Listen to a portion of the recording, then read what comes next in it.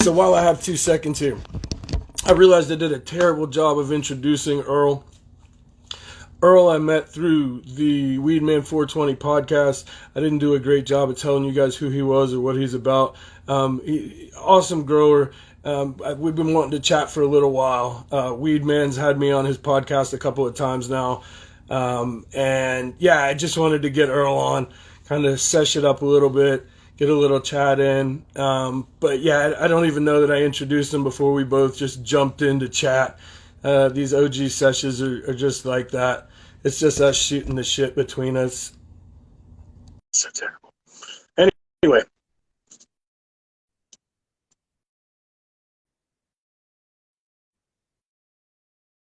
Hey, what's up, man?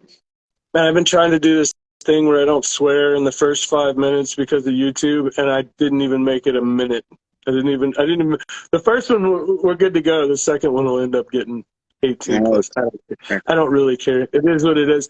It is what it is. So anyway, man, but yeah, what we were saying is when you're kind of starting a breeding program of any sort, right? Those first initial parent choices, what are you looking for, right? Whether it's a particular strain, whether it's a particular flavor, whatever you're going into it with, always having kind of an idea of, I plan to do this more than one round will take you a long way in the future. Because now you kind of have an idea of where are we headed? You know what I'm saying? Like, I want to breed a line that's particularly a flavor that I love, or I just have 2 strains that I love and I just want to hit them together. But you always want to think a little bit further down the line of like, what is that selection, right? That matters. What are we naming it? Because that's going to kind of usually have some continuity through your work. And then where are we trying to go? Am I just chasing flavor, which I'm guilty of that. For me, at a certain point, it was all about what could I get my hands on? What could I try? What flavors had I not tried? And I think once you get to a certain, like you said, buying seeds is an addiction. And it's like that for every one of us that get into it. It's worse than baseball cards and Pokemon and NFTs all rolled into one. It's worse than all that stuff, because once you get into collecting, like you said, the sky's the limit, and you just get into like, okay, well, I really like what this person's doing, and I kind of like the direction they're going. Most breeders can only do so much work. I mean, even if you have a huge facility, you can only get so much done in each room. Yeah. It's the nature of the business. Especially for one person. Right. Once you find somebody that works with flavors that you love, or strains that you like, or strains that speak to you, that tends to be what people stick with these days, especially when they're buying, spending their money on seeds. Yeah. Oh, yeah. It's such a crazy thing, because I've never believed something so much as in, oh, yeah, I need that, or I don't have something that I could eventually get to that, or I'm going to pop those one day. And it's just like, you got so many seeds sitting there and you're like, oh yeah, I think I need to get some of this too.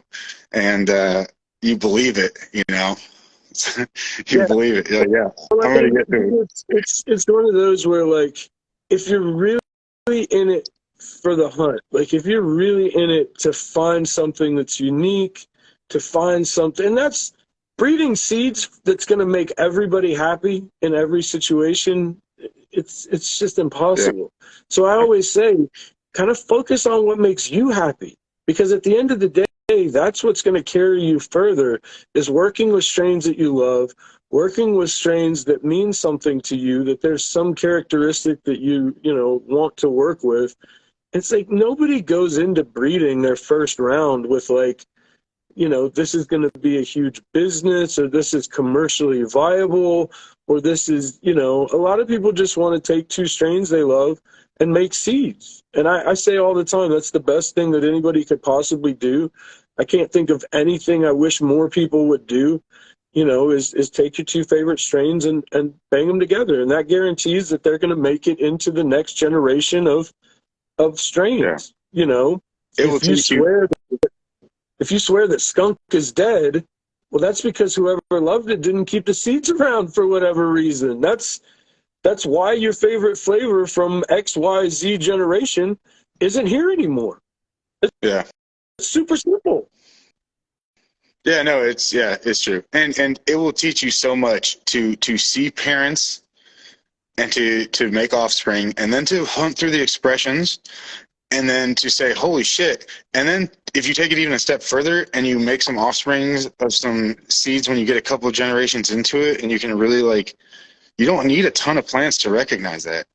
Like I a lot of my own stuff, I try to do 15 to 20 females, like my own stuff. When I got other people's stuff, I usually do a 5 to 10 pack. Depends on like how expensive it is and how much of it I'm like curious about or how much of it I want to work with. Because a lot of it's just curiosity. Like, I wonder what the fuck these are.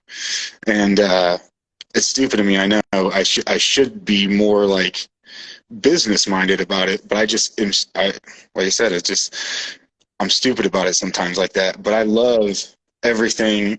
A lot of the stuff that I like isn't super popular. Like sometimes I even have a heart. Some people are like, well, love the oranges, for example. I fucking like that orange, kind of yellowish, giant fucking nice buds, blossom field, like open the jar happiness to me. And they're usually like a little bit more uplifting for me. I can usually have a more clear head. It's like a cleaning smoke for me.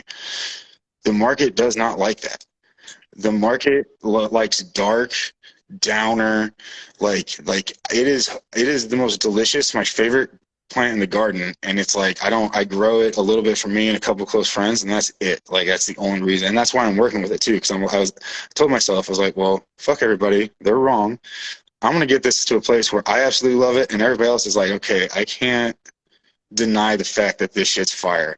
I don't care that it looks yellow, and I might try to work some of it out, but honestly I want to keep it.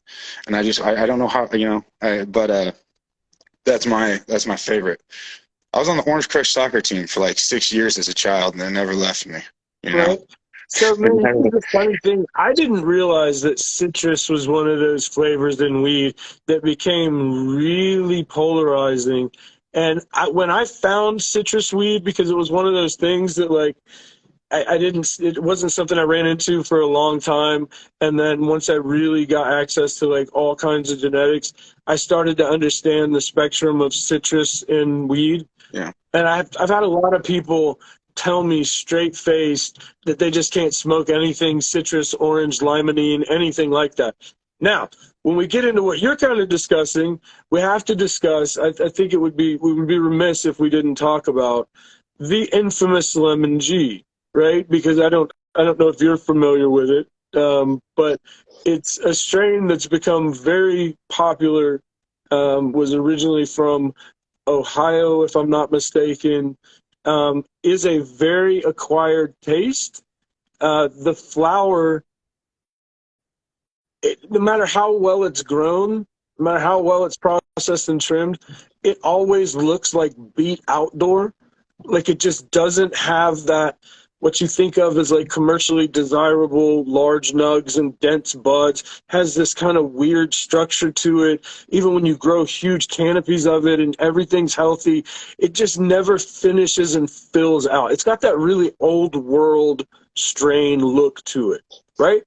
But Yeah. the oil, for those that have fallen for it, it's one of those flavors that you'll never forget, and you'll never forget the first time you ran into it.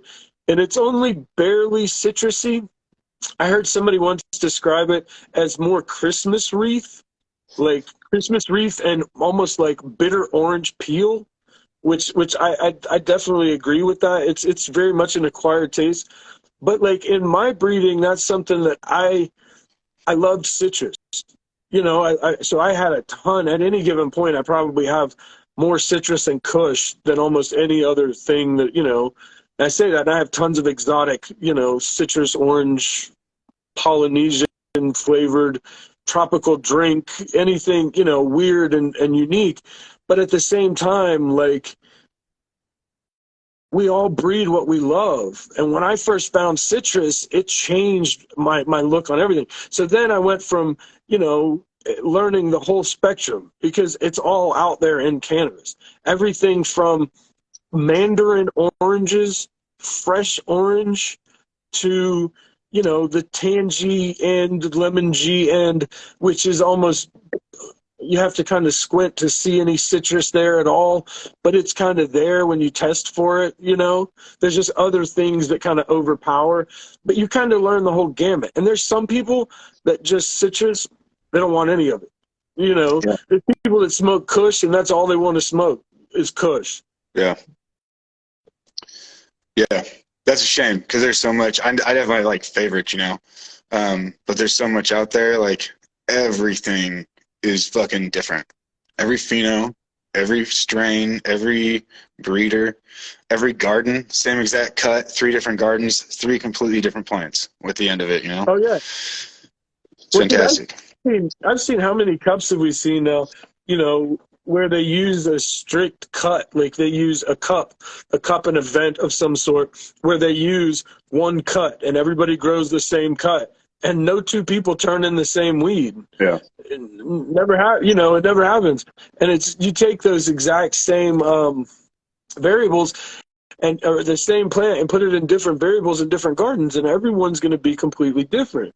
And that's kind of the beauty of weed, in that when you see terpene profiles, even just grown in, this goes back to the naming conversation we were having in the other part about how I'm going to name what it tastes like. If the same plant's grown in 10 different gardens, each one is going to have a different profile. You know, we did when I was one of the dispensaries in Denver at one point, did a mimosa challenge.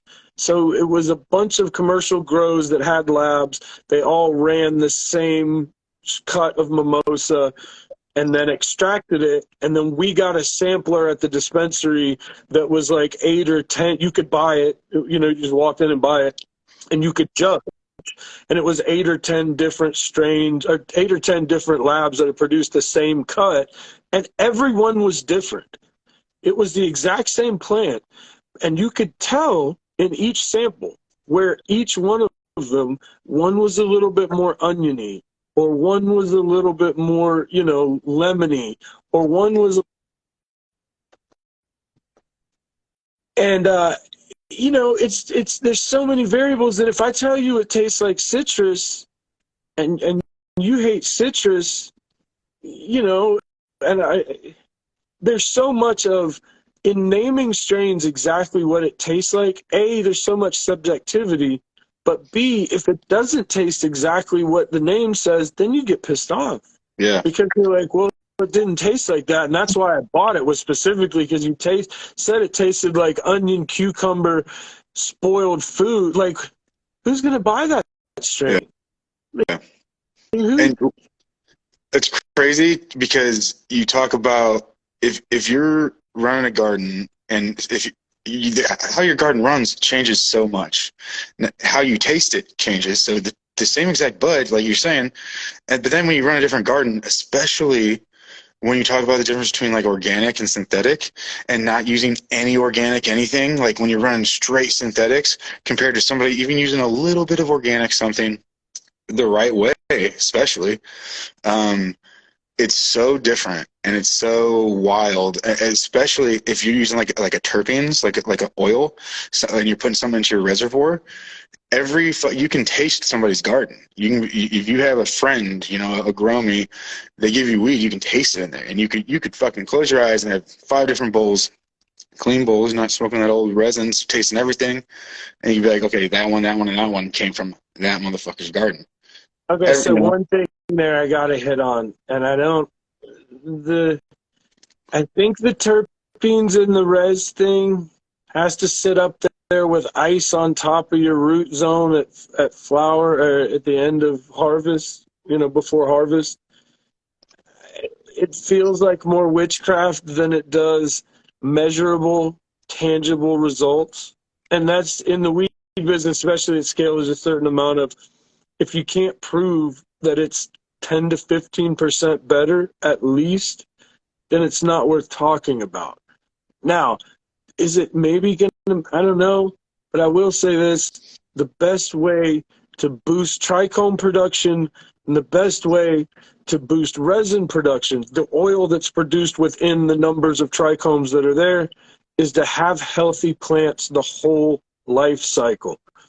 Anything you're going to do past that might boost it a little bit, that's going to be so hard to tell because, like you said, so many variables in the grow, so many different measurables, so many things that we can't test.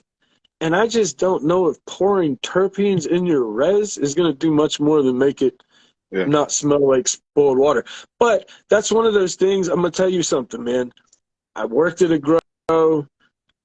I won't say anything more than this was one of the craziest things I ever saw in a commercial grow, because these people treated me well, and it's one of the few that I don't, if the homie's here and wants to talk about it, and then we'll talk about it. But one of the strangest things I ever saw was I walked into a grow, and homie has everybody drilling 3 or 4 inch screws through every stalk of every plant. Like a stress, insane stress. At the base, yeah, at the base. So for the first 6 or 8 inches, it's just 4 inch screws going straight through the stalks of plants. And on the surface, you've probably read about, some amount of stress will help with, and it might help in it if you haven't gotten it done by that point. Ain't no trick gonna help you. There's no trick that's going to magically make more resin appear. There's kind of something we don't really discuss when we talk about how much resin a plant has, because it's a more complicated discussion than just, there's trichomes, right? How many of them? And then what's inside of them, the content of the oil that actually comes from them. And so when people tell me they want to boost resin, I go, what exactly do you mean? Because if you want more trichomes on your plant matter, that essentially comes down to genetics and plant health. That's it. Those are the only 2 things that are going to make more trichomes, because larger flowers are going to have more surface area for trichomes to be on. Trichomes develop as the plant grows. It's not something that just at the end, they just sprout like mushrooms. They don't just pop up randomly, at areas they've never grown. It's a progressive thing that happens as the plant matures. So, any trick that you're trying to do in your last 7 to 10 days, there's not a whole lot that's really going to change anything. And you're probably not going to be able to measure whether it changed anything or not. It's purely anecdotal whether it worked or whether it didn't, because you're not going to see 20% more resin from drilling screws into the base of your plants. Yeah. But if the whole time those plants are growing, the plants are healthy, they're getting everything they need, they're maximized without going over, nutrient levels, everybody's healthy, everybody's perfect, then you're going to have as much resin as you possibly can, and what's inside of those trichomes is going to be the most that the plant can possibly produce. And all of the tricks and the gimmicks and the, terpenes is another one that I've heard in the last handful of years that I just go, maybe. And if you're playing with a closet and you just have nothing better to do, but, and you just want to try it, and that's cool.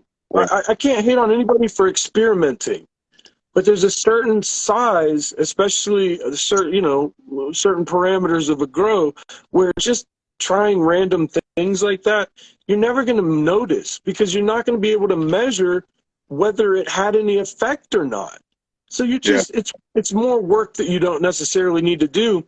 Whereas I can tell you what absolutely will make your plants grow more resin: proper pruning.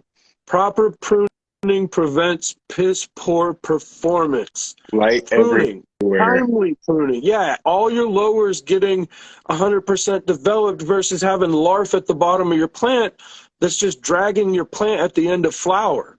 And that happens so many times. Mm-hmm. The tops look like they're done. You're ready to pull it all. You've got 15% larf because you didn't prune properly, and you didn't really do your defoliating as you needed. And so now you're left with a situation where half of your product is hash material, where, I guarantee you, if you'd have put a little more time into pruning, which something we all do, it's one of those things that even when you know to do it, it can be tough to set that thing off in your mind and say, I got to go prune. I got to just go sit and put some music on and prune. All day. Yeah. It's insanely important. Way beyond that too. That could be a whole fucking episode. So with terpenes, I've heard of people putting the actual actual terpenes, like the synthetic terpenes. I was talking about, and I've used the have you heard of the product called terpenes? It's like essential oils mainly. Yeah. Once again, we have to kind of differentiate what we're talking about, right? Because there's a couple different things that people use terpenes for within a grow. I'm not necessarily talking about IPM. I'm not speaking about controlling bugs with terpenes. I'm essentially speaking of the other side of what I thought you mentioned, because you mentioned watering it in. That essentially is the notion that terpenes can somehow become a precursor to more terpene production within the plant by applying them in the root zone. Yeah. And I don't know that I've seen anything empirical, science, provable, repeatable, that absolutely says this is the truth. Terpenes are very expensive. Not really sure what sort of, generally speaking, I'm not really sure what sort of, regimen people are using. It's not something I've followed a lot. It's something I remember seeing on forums at one point, and every now and again I hear it pop up. But it's, the notion that if you put terpenes in your res or in your water, that it's somehow a precursor to natural terpene production, and thereby the plant will produce more of those terpenes. Yeah. I haven't seen anything science that says that's true. The other side of terpene use in cannabis is for IPM. And there are a lot of people that swear by peppermint oils and, various things to control bugs and things like that. All I can say with that sort of stuff, because it's not something that I would personally do, it's not something I do, once again, by the point that you have a problem, oils aren't going to kill a mite infestation. Even if you urinate them all over the room, they're not going to kill a mite infestation. But I don't want to smoke that. I don't want to smoke anything that somebody's put artificial terpenes on, especially if it's a flowering plant. So that's one of those things where a lot of people hear terpenes, hear organic. Once again, you kind of mentioned it. Cyanide is organic. It will kill you dead. So organic does not always mean safe. Terpenes are one of those things that we don't have also a lot of research in smoking non-cannabis derived terpenes. That's one of those things that I don't know anybody studying whether it's healthy, whether it's not. I know people have been putting it in vape pens for ages, but I don't know that any of us really know that it's super safe. I don't like to do it. I don't want to smoke anything with non-cannabis terpenes in it. Not all terpenes are created equal. The terps that are natural in cannabis are entirely different than a jar of limonene, which is an industrial solvent and is for, can really hurt if you don't do properly with it. But yeah, so terpenes in cannabis is one of those weird things, like non-natural cannabis, non-natural terpenes. I'm sorry, non-cannabis derived terpenes, because they are naturally derived a lot of times. But yeah, I mean, it's one of those things where if you don't know, it's always fun to play, but always think that somebody's got to smoke this. Oh yeah, for sure. I don't, other than RO water, that's if I do like a later veg DE spray on plants. I don't like spraying fucking anything in flower. I don't like, I won't even run, unless it's like stupid cold out, I won't even run a humidifier because I just don't fucking like that coming out. There's a company, and they make, there's a couple different companies actually. They make a product, and they call it terpenes with a Z. And it's basically different mixed essential oils. And what I've found with that is, because I've never actually just put like terpenes, like bought like the expensive, like something for somebody put like in a vape pen or something. It's so wild, you know. But they play off that name, you know. And there's a couple different names. They all play off the terp, you know, name. But what it does is what I tell people, because people, I want to use sell it. We sell it. People would ask, like, "Oh, does this help? You know, the flavor?" And I say, "Listen, what it did was, it was like a cherry syrup to me. If you think of like a grenadine and a cherry Coke, if you add that grenadine to a Sprite, it has that same effect. If you add that grenadine to a Mountain Dew, it has the same effect." And so when I ran through that, which was a long time, many years ago, and I was looking for my flavor, you know, but I was running straight synthetic, and I wasn't running my organics right, and I didn't understand my organics. And I would have that. My strains would all taste exactly the same. And it depended on, and then that same product started coming out with citrus, pine, like they had a couple of grape, I'm sure, like they had a bunch of different flavors. And I ran it because they give it to us, you know, and every single, it didn't matter the strain. Sometimes they'd be different, especially if they were super good, like nice, like flavorful strains. But most of the time you could just tell, like, oh yeah, I ran the citrus terpenes. It was wild.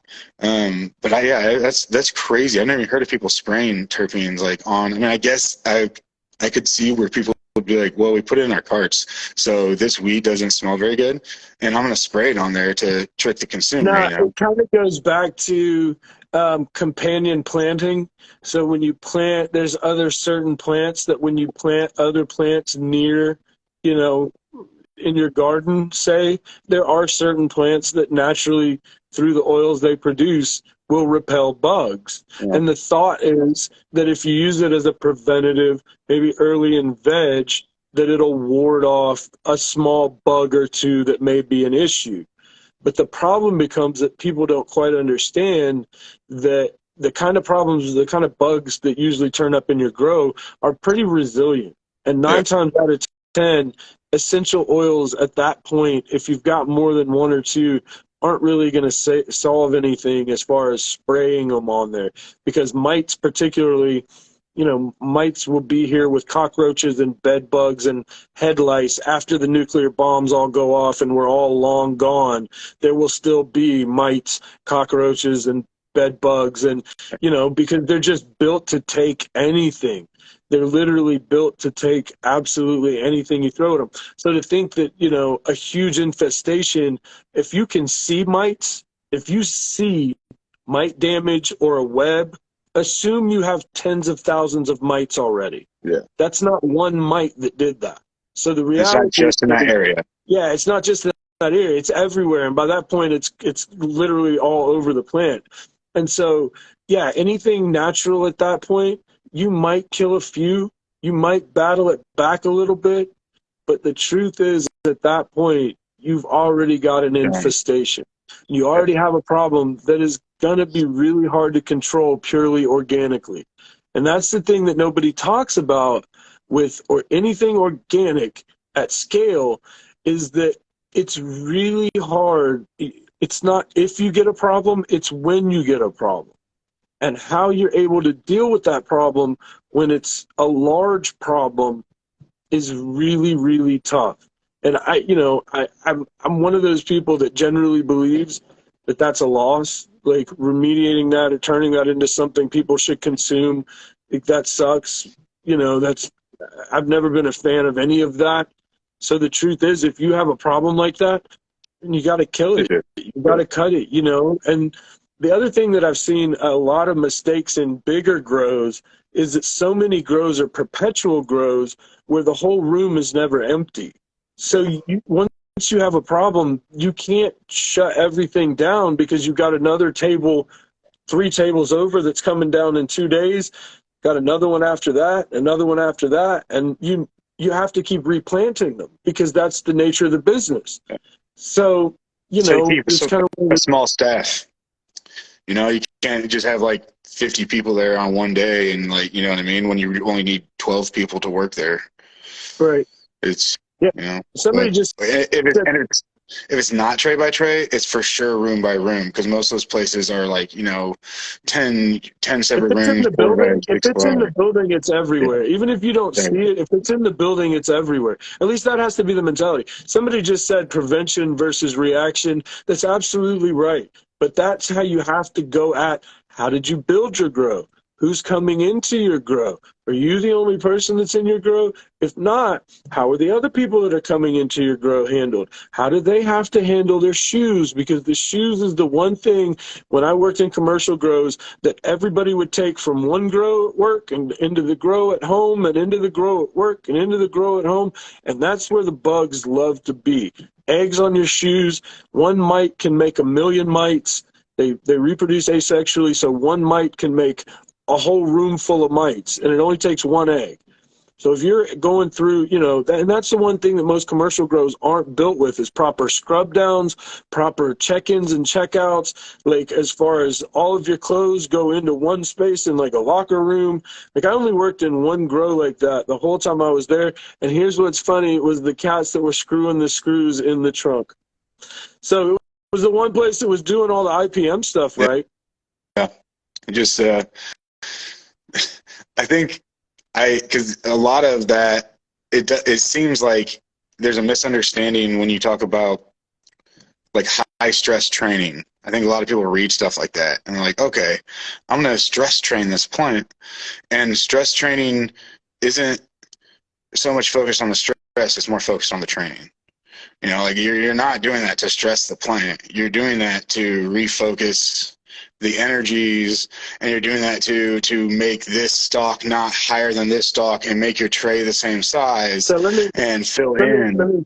here's the thing, man. You just tripped right into my second favorite meme behind CalMag, which is my plant just went to shit. Oh no, I'm stress testing.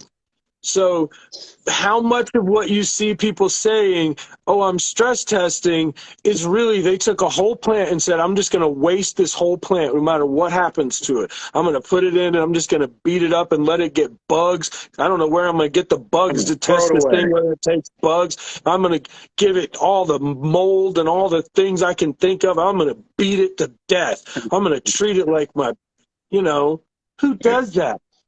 Who's doing that?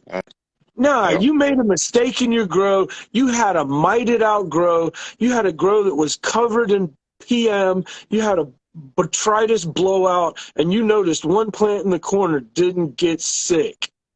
Tell it like it is, man. Don't tell the world it's stress test. Who's wasting the lamp space, the floor space, the pots, the dirt? Who's wasting all that? Yeah. That's the truth.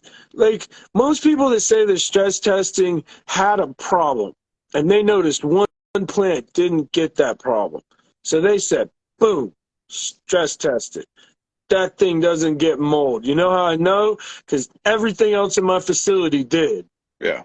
And I just see that so much on, like there is a certain amount of the one thing that you should be stress testing for if you're legitimately concerned is hermaphrodites, light stresses, particularly, things 100%. like that. Low But the plant, notion, low light, right, stress, 100%. the notion that you've got some yellowed out plant that just looks horrible because you over nuded it because you nuked the whole room, and you're like, well, if I got nothing else out of this, we stress tested these plants. No, you didn't. Yeah. You just had crap circumstances, and you didn't really. Here's the problem as a breeder, and it's something that I run into a lot, right? We don't all have the same end goal, right? It's impossible to test every seed for every person's growth, to stress test for every scenario that anybody's going to grow with, whether a vet, whether they're a noob, whether it's their third closet grow, or whether they're running 300,000 square feet of space. That's impossible. So what we all do is we focus on what we love, right? Because if you look at any breeder that's worth anything, the one thing you should be able to tell from their catalog is what do they love, right? And for me, it was always variety because I have really short attention span with strains. I'll burn out on them really easily, and then I just move on. So for me, it's always been trying to find as many different strains as possible. But with most breeders, you can kind of tell what their direction was, right? Most breeders kind of stay in one lane, and if they do gassy stuff, that kind of permeates a lot of their strains. If they're into more chem-oriented stuff, or, you know, autoflowers or femmes, and that's why I always say, like, as a breeder, you kind of go into it, and we all kind of, at a certain point, if you're not just making stuff for hype, if you really care about what you produce, then you're eventually going to work with what you love. Because that's what you're going to see all the time. That's what you're going to continually produce. It's what you're going to breed into your next generation. It's what you're going to select for. So, you know, we're the X factor in any breeding situation, because it comes down to, what did you pick for? Because the next person might have a completely different expectation if they ran the exact same two strains. Yeah. So for me, I always said, I want resin, I want unique flavors, and I want flavor to matter most. I want terpenes, I want strains that literally you're licking your lips an hour later and you're like, I need more of that. And so that's kind of been the thing through everything I do, that's where I start. How well does it wash? How well does it press? How strong are the flavors? And then from there, I look at other things. You know, what else? What other million different varieties of traits am I selecting for? And so many times, as a customer, as somebody who buys seeds, you don't really realize that it's so complex. There's so many different variables to making seeds that somebody wants to grow that you don't think of as a buyer who's just like, I just want something that's catchy with a catchy name that throws a ton of flower and yields really well. Because that's a lot of what I hear people hit me up for. Yeah. So at the end of the day, you have to go in it and say, what's important to me, if I know quality, other people are going to pick up on. It's going to resonate with somebody other than myself. And, you know, past that, I think we all breed for flavors we love, you know? Yeah, no, I totally agree. I personally also like uniqueness. I'll find something weird and be like, you know what? I just want to see what this is. What is, especially these, I had the fantastic choice of popping like 20 landrace, Lebanese landrace. These things were effing wild. Not even like wild, like grew really huge and tall, which some did. And then some grew like a couple feet tall. All of them grew like 25 times more leaves than flower. But they had like the pinkest expression in a few of them, and had like the most, I never grown or really smoked, like people say pineapple. I didn't really have one that was like pineapple, you know, like I've had them that was like, okay, that's pretty sweet. But it was like the most pineapple, and I was like, all right, I gotta figure this one the fuck out, you know? And so I threw it to a plant that I just knew beasted yield. It was just a big ass haze. I was like, this is what I, you know, this is, you know, and way more stable, you know, but still just kind of like, just different, dude. It's very fun. I'm finishing up the flower actually for my first run with them, but those were probably the first ones where I was like, all right, this traditionally probably isn't most people's jam. Yeah. But I really fucking like them. And so I'm just super honest about them. Like when somebody talks to me about them, I'm like, listen, bro, this is 50% like wild, untamed beast, and then 50% giant sweet haze. So like I don't have them through. I haven't seen exactly what the end game is. I can, you know, they look pretty nice and they're small. I was surprised. Every single one, I think I have like 6 or 7 ladies, small, like tent, great tent, like little tent plants. I'm not running in a tent. And it was kind of a pain in my ass because I didn't have all the lines ran to it because I wasn't expecting to put, you know, 5 of them in this little ass area. but I'm super happy with them and having a ton of fun with it. And so if you've never grown a landrace, I would suggest, first off, be super careful for herms, because this is the first time I grew a landrace. I just had them like be super unhappy before, to where I was like, all right, these probably aren't going to flower, or if they did, they went out of flower super fast before I saw any expression of anything. But it was fun. Like when I got those, they were super fun. Yeah, man, I think landrace is one of those things that for a lot of people, it's great to discuss on forums. You'll always find somebody on Reddit who's impressed with landrace work. And that stuff is absolutely vital, that people continue to work with those strains. But what most people don't quite get is that that's wild weed. It's a Most wild. times that's wild. Yeah. And that means generally it's not used to growing under artificial light.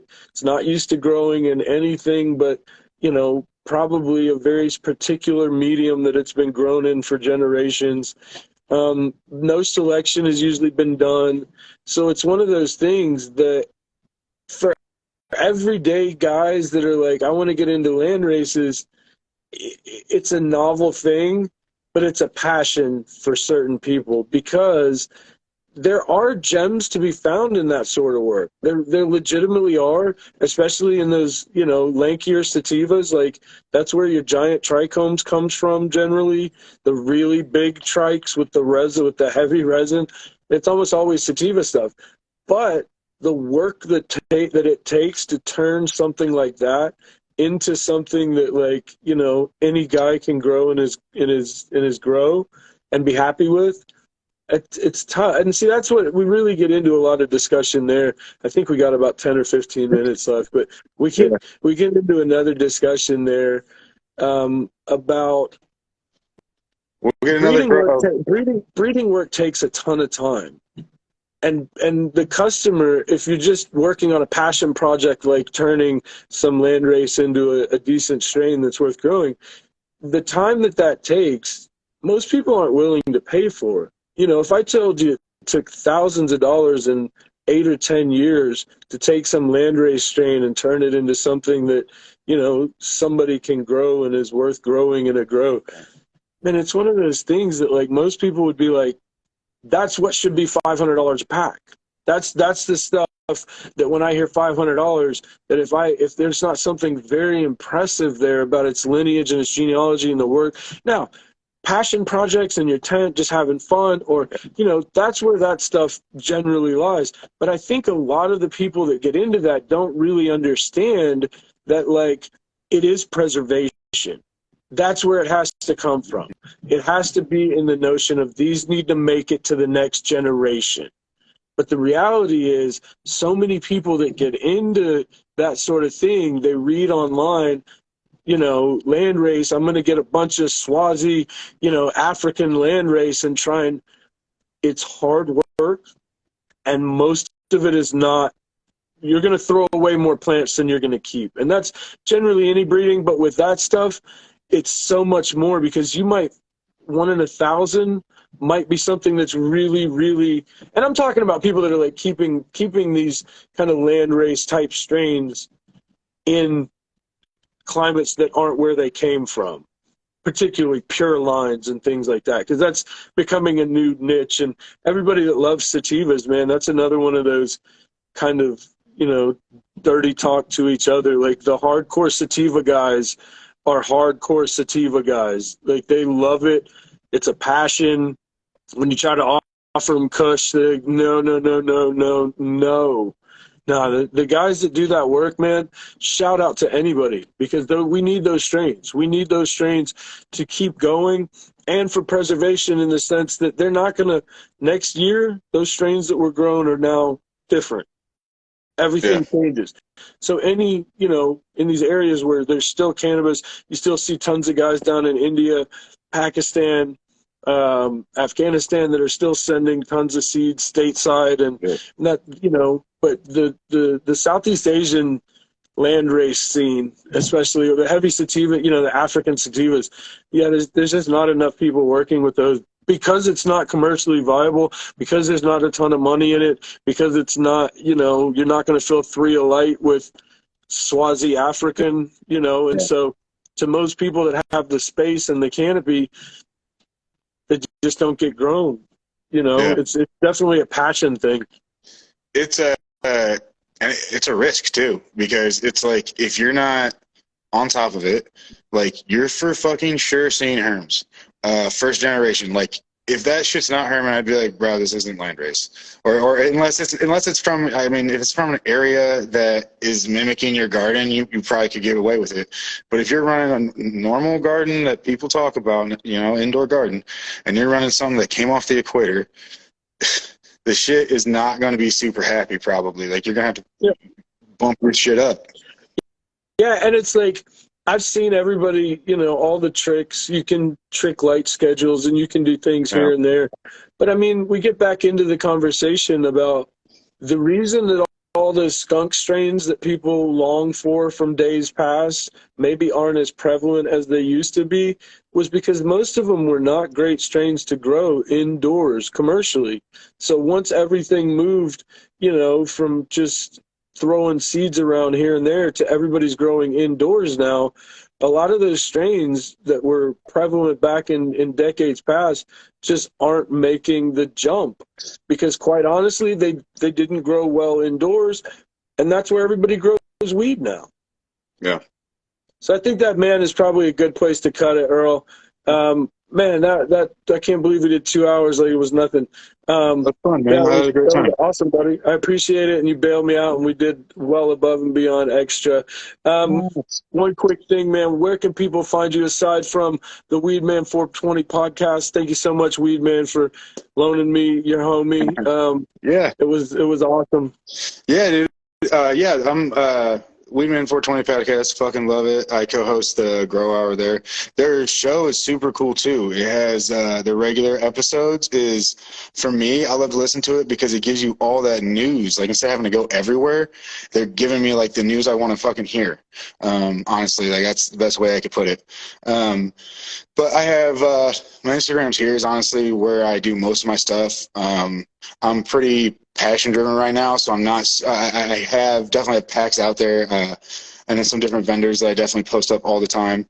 I like to post up my link tree. I have fun on Discord. I was gonna. We do all kinds of shit. I know for a fact the Regal Beagle Discord is very active, so go check that out for sure. And for anybody that catches this on YouTube or somewhere that isn't Instagram, that would be at I am Regal Beagle, correct?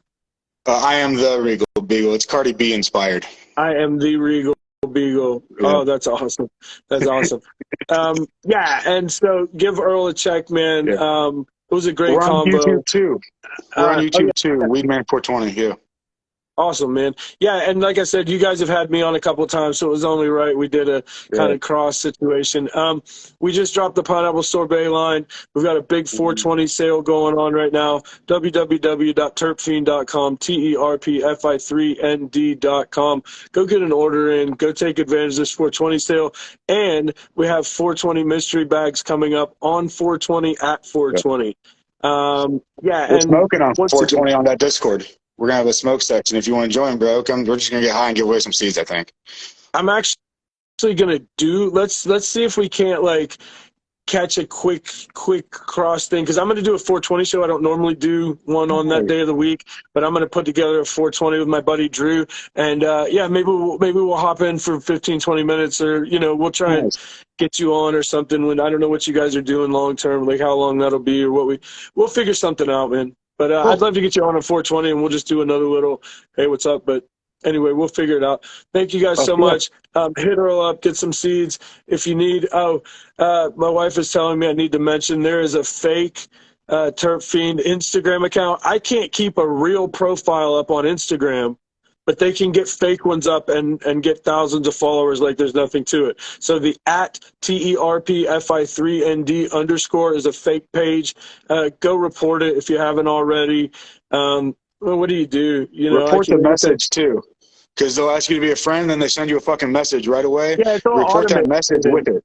It's all automated. Report the message, and we'll get it taken down. But once again, really the only legit place is Multiverse Seeds or on my website to get seeds. It's pretty much the only place you should ever be dealing with anybody. I don't hit people up. And the whole thing was we're doing a giveaway, and I've never done like one of those tag me giveaways. But once again, we're trying to get followers back to the page. And as soon as you do that, they just follow everybody on your friends list and then start sending them messages saying, hey, you've won. And the only place I'm going to announce the winner of our 420 giveaway is here on my Instagram page. So, you know, it is what it is. More Instagram shit. I could write a book on the headaches this platform's been to people who just want to talk weed. You know, it's kind of sad. But anyway, thank you so much, buddy. I can't believe we did pretty much 2 hours. We'll catch you guys. If you loved anything here, hit a like, tell a friend, word of mouth, how these things spread. You guys have a good one.